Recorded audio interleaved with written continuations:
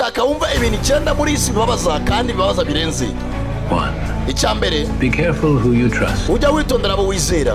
Salt and sugar look the same. Kuko umunyu n'isukari byose birasa. 2.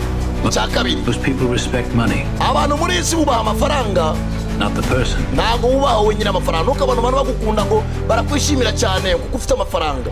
Baba bishimira ya mafaranga yawe, ntabwo rero baba bakuzi.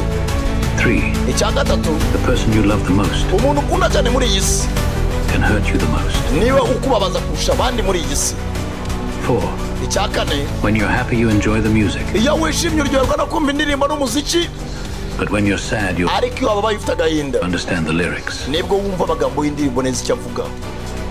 5. Icyagatanu, In life, 2 things define you. muri ubu buzima hari ibintu biga bikwerekana uwo uri we.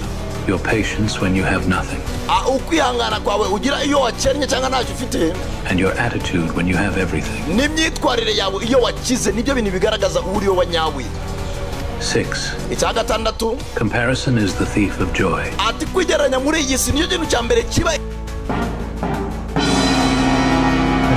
iyo wambara neza mu buzima You show off. abantu bazavuga ngo uribonekeza, you show off. If you dress simple, wakwambara bisanzwe you're poor. uri umukene nyine niko bazagufata. If you're serious, hanyuma iyo uri seriye cyane mu buzima you're boring. abantu bazavuga ko ubangama, unabowa nyine urabangama tu. Funny, waba usekeje noneho you're immature. bazavuga ngo ntukuze mu mutwe, yitwara nk'abana. If you speak your mind, wavuga ibikuri mu mutwe you're rude. bazavuga ko uri umugome. If you're single, waba uri singo noneho people think you're lonely. abantu bazakeka kuri nyakamwe. If you're successful, mu buzima iyo ufite icyo wagezeho you're arrogant. bazavuga ngo uriyemera, wabonye ibiceri usigaye wiyemera.